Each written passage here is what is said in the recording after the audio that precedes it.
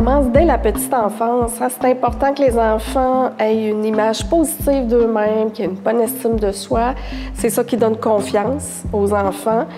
Puis quand on se sent en confiance, bien, ça nous rend à l'aise d'entrer en relation avec les autres. Donc, c'est plus facile pour les enfants de se faire des amis.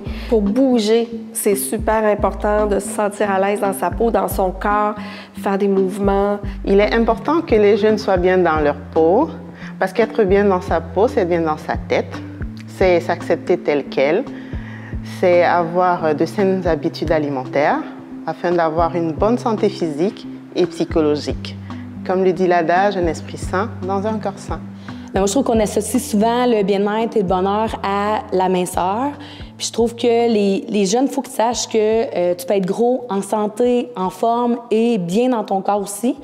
Puis il faut qu'ils voient aussi qu'il y a plein de corps, puis tous les corps sont valables, que dans le fond, la minceur, c'est pas nécessairement le bonheur, mais de s'aimer comme on est, bien, c'est là qu'on va être heureux dans notre vie de tous les jours.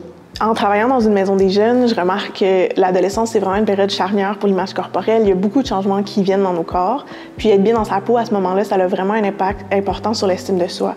Les jeunes peuvent se concentrer sur leur capacité, sur la valeur de leur corps et pas juste sur l'apparence. En tant qu'intervenante, je pense qu'il est extrêmement important de se former et de s'informer sur l'image corporelle, mais aussi sur les différents messages véhiculés dans la société sur l'image corporelle, les personnes grosses, l'alimentation, le poids et bien plus. Plus particulièrement, j'ai aussi, moi, le rôle de m'informer et de mieux comprendre les réalités différentes vécues par les jeunes trans, non-binaires et de la diversité de genre. Bien, l'occasion qu'on a de pouvoir manger avec les enfants est super intéressante parce que si on démontre notre plaisir qu'on a à manger, à goûter des nouveaux aliments ou à un moment donné à dire « Ouf, là, je vais arrêter de manger, j'ai plus faim, là, mon bedon il est plein », bien, c'est tout plein d'apprentissages que les enfants font par rapport à l'alimentation. Alors, dans la vie, j'essaie d'être justement un modèle pour les jeunes parce que j'ai moi-même un surplus de poids, puis je porte les vêtements que je veux, j'ai les vêtements dans lesquels je suis bien, je mange qu'est-ce que je veux sans culpabilité, je fais du sport parce que j'ai envie d'en faire et non parce que c'est le but de perdre du poids.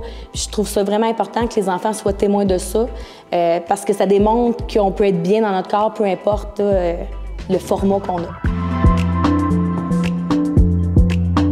À la Maison des jeunes, on s'assure toujours d'avoir une représentation diversifiée des corps dans notre affichage, notre matériel de sensibilisation ou dans nos animations. On s'assure aussi de ne pas avoir des images dégradantes, comme par exemple une photo d'une personne grosse avec la tête coupée ou pas montrée, ou d'associer des personnes grosses à des stéréotypes, comme par exemple sur de supposés mauvais aliments ou sur la sédentarité. En tant qu'enseignante, je suis un modèle pour les enfants.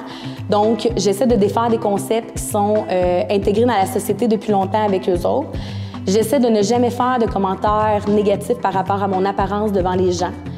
Si des gens font des commentaires sur le physique de quelqu'un, les vêtements que cette personne-là porte, le gain, le poids, j'essaie aussi de défaire ça un petit peu. Puis, j'essaie de valoriser aussi l'effort qu'une personne fait, exemple dans un sport, plutôt que de l'atteinte d'un objectif. En fait, c'est parler des différences aux enfants, de voir que tout le monde est fait différent. On a tous des cheveux de couleurs différentes. Il y en a qui portent des lunettes, il y en a qui sont plus grands, il y en a qui sont plus petits. Donc, d'éveiller les enfants à ça. Avant d'essayer d'être un modèle pour les autres, j'ai dû travailler fort sur moi pour apprendre à m'aimer comme j'étais. J'ai décidé d'enlever de mon vocabulaire des phrases comme « ce soir, je me gâte avec tel aliment ». Le bonheur, ça passe par comment on est bien avec nous-mêmes. Puis, j'ai réalisé avec le temps que quand tu es bien avec toi, ça se dégage sur les autres, puis ça n'a pas le choix d'influencer les autres aussi sur comment ils sont. Je travaille très fort à essayer de sensibiliser mes collègues de travail pour qu'on porte le même message sur le poids et l'image corporelle. Étant maman de jeunes, ados et pré-ados, je suis plus à leur écoute. Je les laisse parler librement et j'observe aussi leur environnement. Sur le plan scolaire, j'écoute plus les enfants, je les observe plus, que ce soit dans la classe ou dans la cour d'école, afin de mieux adapter mes interventions suivant l'enfant, son âge et sa situation familiale. J'ai fait une prise de conscience par rapport au premier contact avec les enfants, entre autres.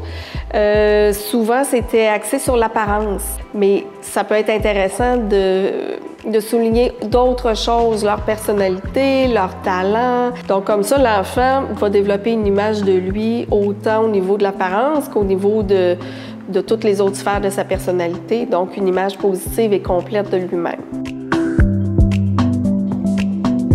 En tant qu'éducatrice, j'écoute les jeunes, je discute avec eux. Je les encourage à parler en quelqu'un qu'ils ont confiance. Je les mets en confiance et puis je les rassure. Prendre soin de moi. Je pense que ça part beaucoup de soi, ça part de prendre soin de soi, de s'accepter dans notre propre corps. Puis après, ça se reflète, je pense, auprès des jeunes. Bien, je pense que je suis un bon modèle parce que je suis moi-même. J'essaie pas de masquer le corps que j'ai derrière des vêtements ou derrière... Non, je pense que je suis moi-même, c'est ça qui fait que je suis un modèle.